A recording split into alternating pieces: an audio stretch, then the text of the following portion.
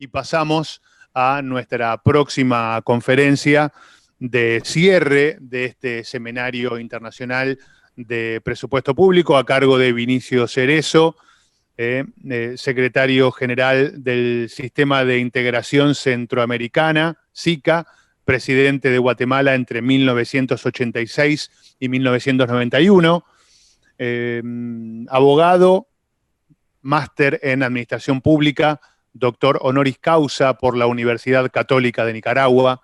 Su servicio y compromiso por la paz, democracia, desarrollo e integración de la región le ha validado por ser llamado, por muchos ser llamado el embajador de Centroamérica.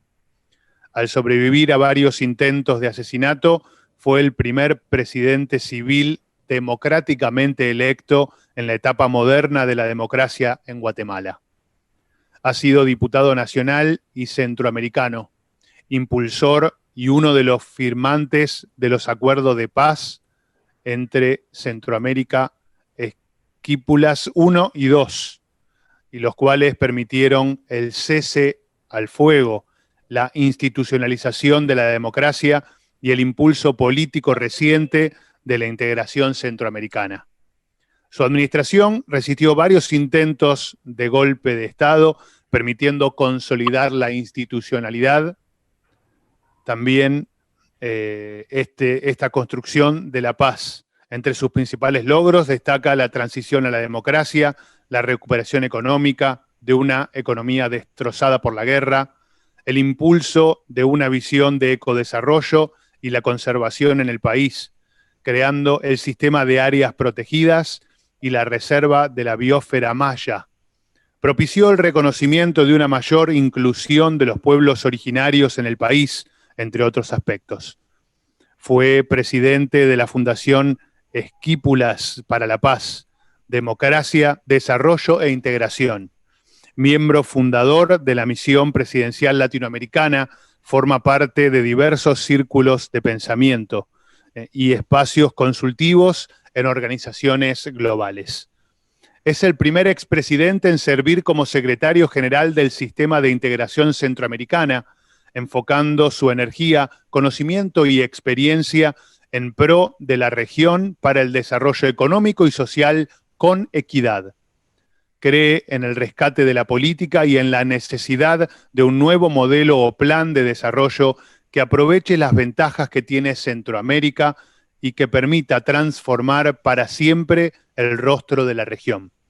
Combina sus más de 50 años de carrera política con la lectura, las artes marciales, el contacto con la naturaleza, el buceo, la práctica de deportes y en su tiempo libre trata de disfrutar del mar. Define su mayor legado en su familia, en sus hijos e hijas, la mayoría vinculados a causas sociales. Con los pies en la tierra y consciente de la realidad, se declara optimista, con la mirada siempre puesta en la construcción de una sociedad global con mejores seres humanos. Es un honor para la Asociación Internacional de Presupuesto Público, la ASIP, tener con nosotros a Vinicio Cerezo. Bienvenido. Muchísimas gracias.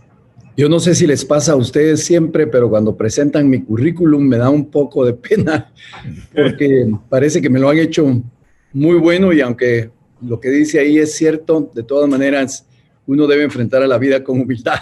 Así que un saludo especial a don José Luis Araya, presidente del Consejo Directivo de la ASIP, a Eduardo de Leville, secretario ejecutivo, a quienes agradezco la invitación para participar en este espacio. Extiendo mis felicitaciones por la organización, sin duda alguna ha sido una jornada muy enriquecedora. Y también extiendo un cordial saludo a los conferencistas invitados Sebastián Weisgeist, Gastón Massari, Vito Tanzi y Raúl Rigo, así como a mi amigo Ramón Fion, que me conectó con esta invitación, a la señora Laura Silva, por favor, perdón, y un saludo a todos los funcionarios y representantes del sector público, de organismos internacionales, universidades, investigadores y académicos provenientes de la región y de los distintos países del mundo que nos acompañan esta tarde Es un gusto saludarles desde Centroamérica, el gran puente natural entre los dos subcontinentes americanos, entre los dos océanos y ahora de los centroamericanos con el mundo. Y en particular desde el Sistema de la Integración Centroamericana, SICA, integrado por los estados de Belice, Guatemala, El Salvador, Honduras, Nicaragua, Costa Rica, Panamá y la República Dominicana, 8 países con una visión de desarrollo conjunto, teniendo a la integración regional como un instrumento estratégico. Durante este año, en la región, al igual que en todo el mundo, hemos experimentado los efectos de la peor pandemia en la historia reciente de la humanidad, el coronavirus. Y por si fuera poco, en Centroamérica también nos hemos visto impactados por las más de 30 tormentas tropicales a lo largo del año y en las últimas semanas 2 huracanes ETA e Iota. Estos eventos no solo han dejado en evidencia nuestros grandes desafíos, pero también nuestra vulnerabilidad ante este tipo de desastres que pasan factura a la vida de la gente, pero también a nuestras posibilidades de desarrollo. Reajustar los presupuestos nacionales para atender dichas emergencias y posteriormente para la reconstrucción de infraestructura reducen las posibilidades de fortalecer nuestros sistemas educativos, de salud y de seguridad, y ese será nuestro reto y nuestro desafío. Es aquí donde podemos ver la importancia de que el presupuesto público esté ligado a una visión económica, social y ambiental responsable y sostenible a futuro. Que cuando pensemos en la construcción de infraestructuras de todo tipo, éstas sean más resilientes para mitigar el riesgo de desastres, pero que a la vez creen las condiciones necesarias para resolver nuestros problemas logísticos y generen incentivos para la inversión directa en nuestros países.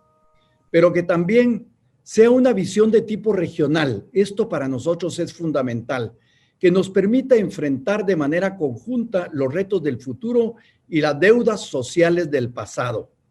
¿Hacia dónde vamos y cómo llegaremos?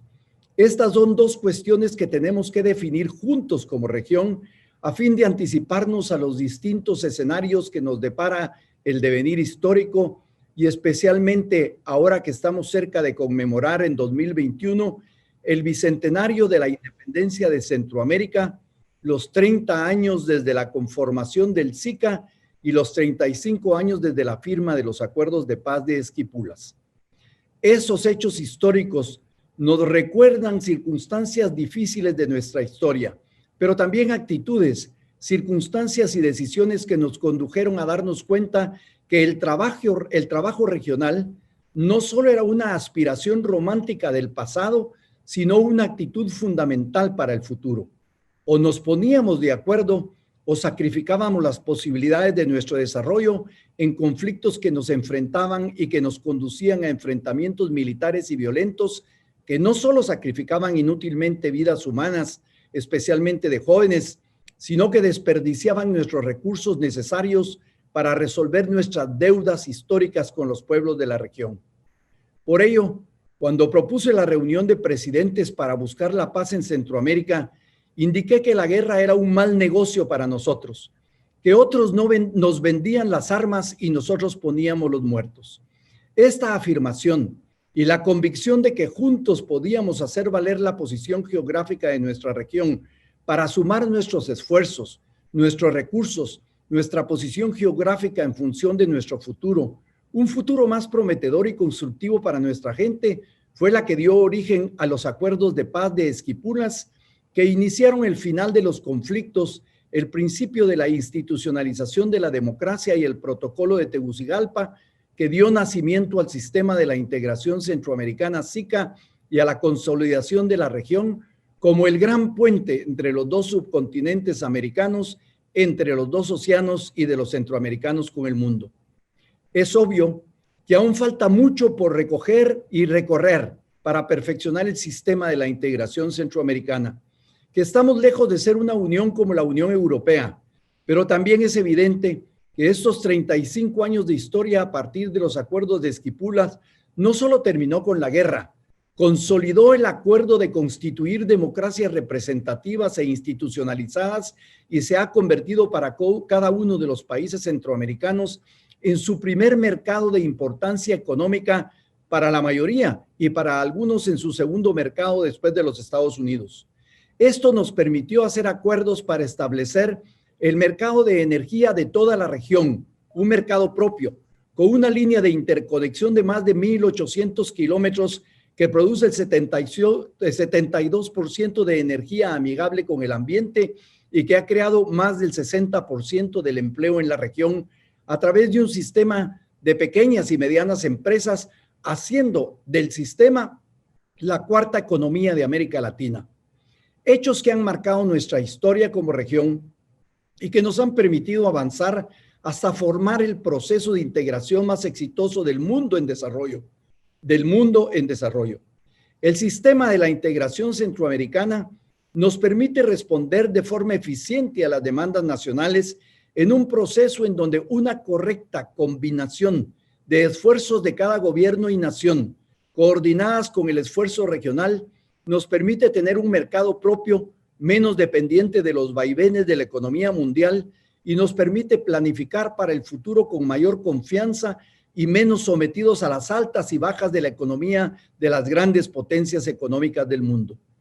Esto es algo que ha quedado de manifiesto con la respuesta conjunta a la pandemia a través del plan de contingencia regional y ahora para que podamos construir un plan 3R para la recuperación, reactivación y también la reconstrucción de la región.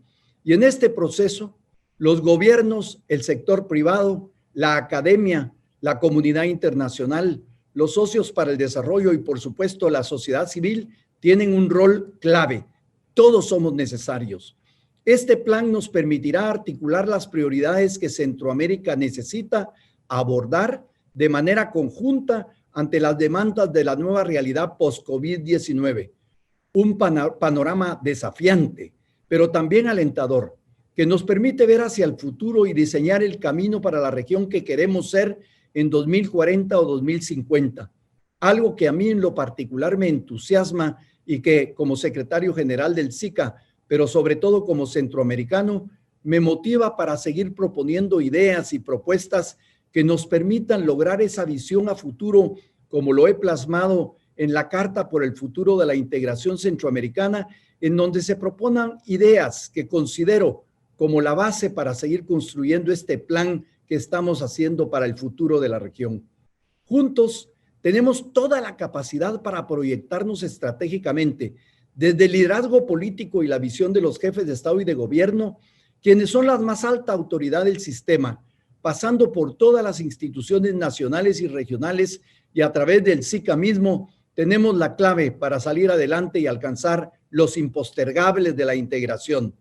Alcanzar una región integrada, segura, democrática, sin hambre, sin malnutrición, educada, saludable, próspera, incluyente y competitiva, ambientalmente sostenible y resiliente, digital, innovadora, científica e interconectada, con una identidad cultural propia, es nuestra tarea, y en esta tarea está el motivo de nuestra unidad y la convicción que para nosotros la integración, adecuadamente coordinada con los objetivos de cada una de las naciones a que pertenecemos, constituye el instrumento más adecuado para nuestro futuro desarrollo, que tendrá que pagar las deudas sociales y económicas que se tienen con nuestra gente desde hace mucho tiempo.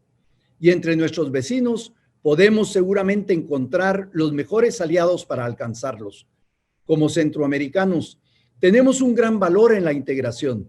Es una herramienta que podemos y debemos aprovechar mucho mejor, sobre todo frente a este complejo escenario. Recordemos que solo juntos saldremos adelante. La solidaridad de nuestros pueblos es más grande que cualquier pandemia, tormenta o huracán.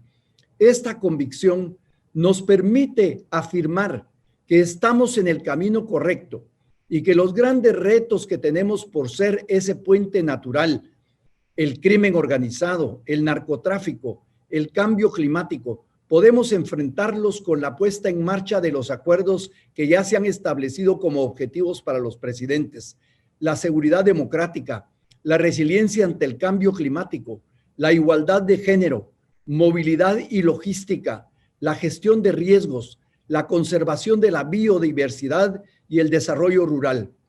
Me quiero despedir no sin antes agradecer nuevamente este espacio y desearles el mayor de los éxitos en las jornadas siguientes, ratificándoles nuestra convicción que unidos somos más fuertes y que solo juntos saldremos adelante. Muchísimas gracias por la oportunidad. Muchas gracias, Vinicio, por sus palabras y sus conceptos. Tengo una consulta.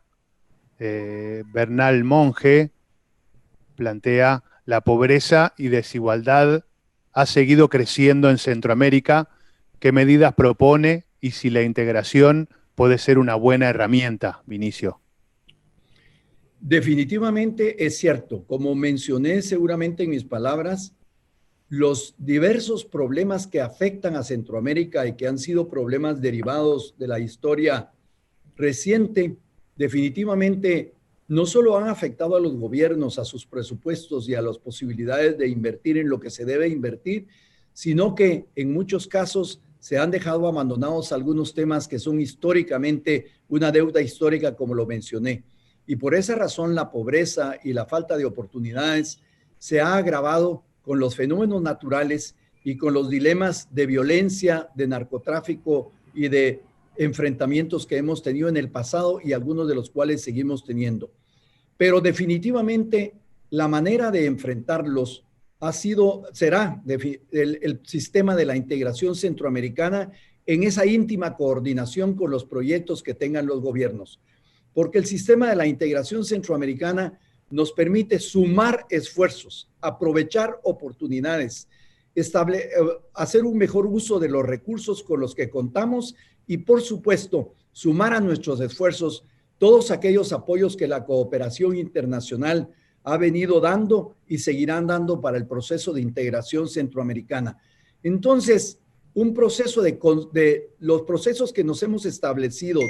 Terminamos con la guerra, iniciamos el proceso de institucionalización democrática y nos hemos venido poniendo de acuerdo en cuál es el modelo de desarrollo que tenemos que presentar para los países centroamericanos en un futuro inmediato, y nos hemos puesto como una meta tener listo este acuerdo y este proceso para la celebración del bicentenario de la independencia de Centroamérica, los 30 años del SICA y los 35 años de los acuerdos de Esquipulas el año entrante. Un proceso de desarrollo que deberá garantizar el mantenimiento del crecimiento económico de la región, pero que deberá ponerle atención a nuestras deudas históricas, que son esa pobreza que se ha mencionado, la falta de oportunidades para nuestra gente y definitivamente la inversión social para incluir a todos esos sectores que han sido olvidados en el futuro inmediato, porque no concebimos un proceso de desarrollo sin que este proceso de desarrollo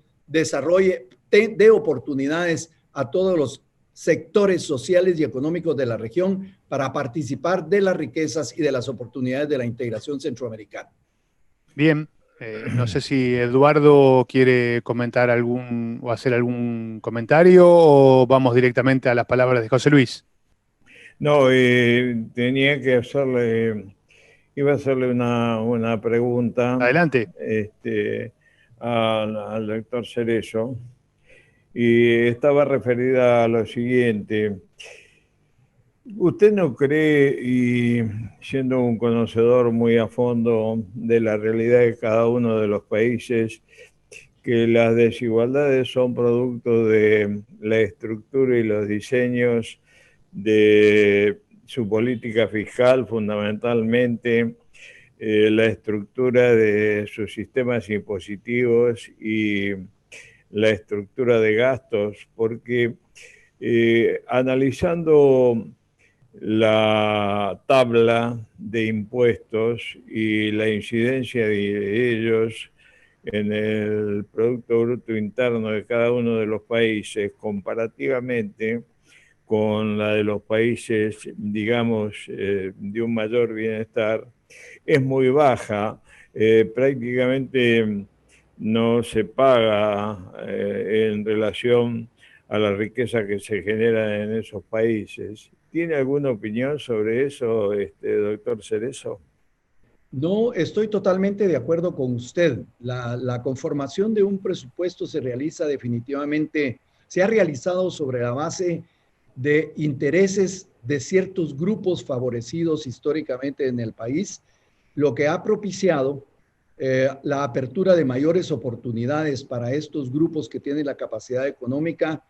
No ha permitido la creación de un sistema tributario que recoja los beneficios de la riqueza que se ha proporcionado a otros países, y no se han establecido con claridad las cantidades necesarias para un costo dirigido a una mayor educación, una mayor capacidad de asistencia técnica y financiera a los grupos que han sido menos favorecidos, y, por supuesto, a la inversión en ciertas cosas que son fundamentales en nuestros países, como son el tema de una mejor, mayor y más adecuada educación para todos los sectores. Por lo tanto, como ustedes y expertos que son en el tema presupuestario saben, que de muchas maneras el presupuesto es un reflejo de las políticas que han sido seguidas históricamente en muchos de nuestros países, y con algunas diferencias. Por ejemplo,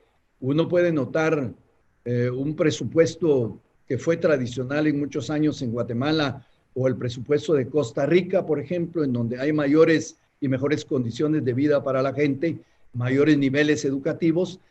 Compara los presupuestos y va a identificar con mucha claridad cuál ha sido la orientación de las inversiones que se están haciendo. Por eso nosotros estamos empezando a insistir en que el acuerdo regional tiene que estar dirigido a establecer objetivos muy claros para el desarrollo, que estén dirigidos a resolver nuestras deudas históricas que están relacionadas con la educación, con la creación de oportunidades y con la creación de presupuestos que conduzcan la inversión pública a donde más lo necesitamos, porque las oportunidades para los sectores privados que han tenido un éxito económico en Centroamérica ya han sido dadas y tal vez se deben de mantener, pero se debe de reorientar la inversión pública en la línea en que usted lo estaba planteando con anterioridad. Y eso sí tiene que ver con la reorientación de los presupuestos, pero creo que la integración regional nos va a permitir, sobre la base de acuerdos alrededor de objetivos de desarrollo, poder hacer estas reorientaciones locales en beneficio de la mayoría de la gente. Gracias. Con mucho gusto. Adrián, ¿puedo preguntar algo? Sí, adelante, Marcelo, por favor. Doctor Cerezo, primero lo saludo y lo felicito. ¿Cómo está? Tanto tiempo, la última vez que nos vimos debe haber sido alguno de los seminarios últimos que hicimos con su presencia. Le quería preguntar, ya con respecto al impacto que ha tenido o que está teniendo la pandemia sobre las finanzas públicas, si usted no considera que la cantidad enorme de obligaciones que tienen que enfrentar ahora los estados nacionales en América Latina y la mayor demanda de recursos por parte de los sectores más afectados por la pandemia, ¿no representa en alguna medida un retroceso grande para nuestras economías, teniendo en cuenta que para poder financiar esos gastos habrá que endeudarse o habrá que aumentar impuestos, lo cual afecta la productividad de nuestras economías? Y suena, por otro lado, paradójico que la primera economía del planeta que se está recuperando sea la China, que es de donde precisamente nos viene el problema. Estamos viendo hoy que están cayendo algunas monedas, entre ellas el dólar. Mientras tanto hay un nuevo papel de China como motor o locomotora de la economía mundial. Es una tragedia que tiene una faceta económica muy fuerte, pero también una política muy curiosa, ¿no es cierto? Sí, definitivamente. Bueno, eso de la economía, del crecimiento de la economía china, que fue la noticia que estaba llenando los noticieros internacionales hoy en la mañana, es sorprendente, pero bueno, es un sistema que ha demostrado tener ciertos grados de eficiencia en la orientación de sus inversiones y de sus gastos en el exterior. Pero bueno, yo creo que nosotros lo que sí es cierto es lo que usted está mencionando, que la pandemia por sí misma está provocando a nosotros nos está provocando problemas sumamente graves, no solo de carácter sanitario, porque la mayoría de los países no teníamos la infraestructura adecuada y suficiente para enfrentarla, aunque tengo que reconocer que muchas de las medidas que los gobiernos adoptaron oportunamente limitaron el contagio y hay que reconocer que el contagio y las muertes y las enfermedades en Centroamérica, comparativamente con otros países del mundo que podían haberla enfrentado mejor, como los mismos Estados Unidos en términos porcentuales, ha sido, digamos, más o menos adecuado. Pero la pandemia no solo nos va a causar problemas de carácter de salud y sanitarios y que nos obliga a reorientar algunas de las inversiones del Estado al establecimiento de un sistema de salud mucho más adecuado y al servicio de la gente que únicamente en las ciudades y un servicio de salud más preventivo, sino que también nos plantea un problema sumamente grave. El 60% de la economía centroamericana depende de las pequeñas y las medianas empresas y aporta la oportunidad para más del 50% de empleos en toda la región. Eso es una cosa tremenda porque entonces la región, las pequeñas y las medianas empresas son las que más se han visto afectadas con estos cierres de los gobiernos para evitar la pandemia, pero que limita entonces la capacidad de consumo de la gente y por lo tanto afecta directamente a las pequeñas y medianas empresas que dependen de ese movimiento normal de la gente consumiendo lo que ellos proveen a la sociedad. Por esa razón, CEPAL ha señalado que los daños que va a producir la pandemia en Centroamérica van a oscilar entre una caída del Producto Interno Bruto entre el 5 y el 8% del crecimiento ordenado. Nosotros teníamos, yo diría, estábamos muy contentos porque estábamos empezando a consolidar un crecimiento promedio del 3 al 4% anual de nuestras economías, lo que implicaba que con una reorientación adecuada de presupuestos y gastos a donde se debería de hacer, podíamos haber empezado a salir adelante de nuestra deuda histórica. Pero esto se va a ver afectado directamente por eso. Y creo que por esa razón se están planteando dos salidas en la búsqueda de recursos.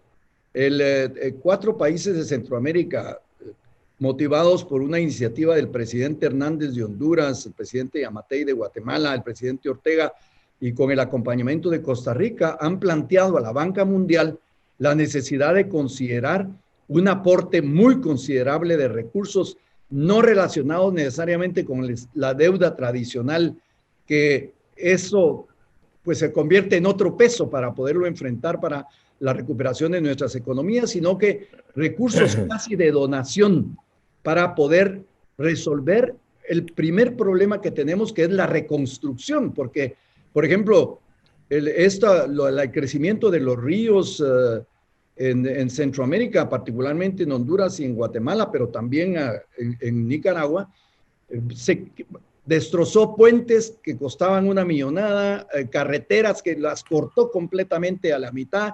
destrozó poblaciones, la infraestructura fue extremadamente afectada. Por lo tanto, ese planteamiento de los presidentes a la banca multilateral es fundamental de resolverlo.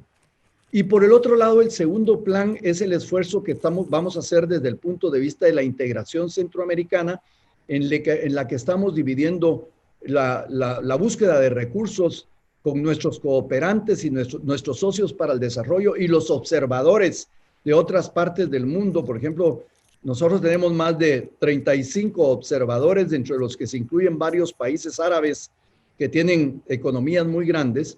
Vamos a tener una primera etapa de solicitud de recursos para emergencias directas, especialmente dirigidos a los sectores más afectados de la población. Después, la solicitud de créditos es para cosas muy específicas. Solicitud de créditos para cosas muy específicas que pueda manejar el Banco Centroamericano de Integración Económica con una visión de carácter regional.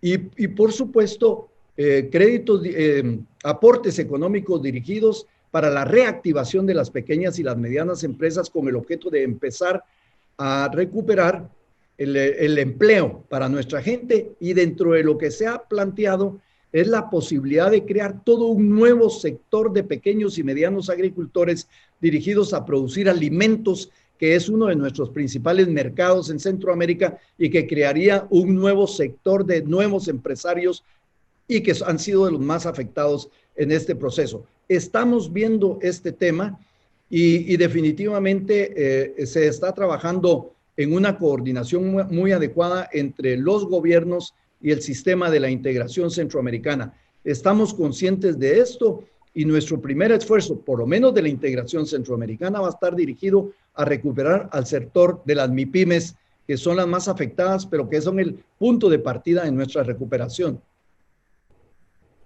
Así que sí, va a ser muy duro para nosotros, pero hay que decir, hay una cosa que parece un lugar común, pero que se convierte en una verdad si uno toma las posiciones correctas.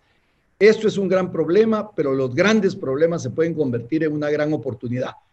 Entre nosotros, no solo para recuperarnos económicamente, que fue lo que hicimos en el Mitch, por ejemplo, o en los terremotos, sino que también para cambiar el rostro socioeconómico de la región, ayudando a las pequeñas y a las medianas empresas del campo y de la ciudad. Perdón que me haya extendido. Me gustaría agregar una cosita muy pequeña. Adelante. Muchos países cuya economía está primordialmente primarizada, es decir, que exportan materias primas, van a salir más rápido que otros países de la región, cuyas economías dependen más de pequeñas y medianas empresas. La atracción que ejerce la economía china sobre las nuestras nos va a permitir a países como Brasil o la Argentina exportar rápidamente materias primas y recomponer nuestras economías. Lo que no va a ser fácil de recomponer son las pequeñas y medianas industrias, sobre todo en aquellos países donde son esenciales. Y eso va a traer aparejada una mayor concentración de la riqueza en los grandes grupos exportadores, mientras que las pequeñas empresas, que son las que contribuyen a redistribuir la riqueza, se van a ver enormemente afectadas. Con lo cual, lo que enfrentamos de aquí en más, por lo menos en los próximos años, es un proceso de mayor desigualdad. Es la sensación que yo tengo después de esta pandemia. Eso es absolutamente cierto, especialmente para los países como Brasil y Argentina, pero en el caso de Centroamérica, la recuperación de las pequeñas y medianas empresas puede producir un efecto inmediato, porque además logramos mantener algunas ventajas a pesar de los cierres por la pandemia, etcétera, de las fronteras, y ese libre tránsito de mercaderías y de personas en Centroamérica. El abastecimiento en Centroamérica es una cosa fundamental. Y el abastecimiento es de productos de media industria y de productos alimenticios, etcétera, que se ha mantenido y se logró conservar. Y entonces el mercado nuestro sigue siendo un mercado muy importante para el crecimiento económico de la región, y producimos muchas cosas de exportación, pero no dependemos en la economía regional especialmente de esos productos, sino que especialmente de nuestro mercado interno, que, como le dije, sobrepasa el 50% y en algunos productos es más del 60% del Producto Interno. Para países como Guatemala o Costa Rica, el mercado interno es básico y fundamental. Casi todo lo que producimos industrialmente se va para la misma región. Así que tenemos la esperanza de que la realidad que hemos vivido, que nos permitía crecer poco a poco, pero que es nuestro mercado interno, es lo que nos sirva en este momento para el proceso de recuperación. Bien, por lo demás, no comparto sé. totalmente lo que me dijo. Perdone. Sí. No, por favor, haga su cierre. No, ya estuve.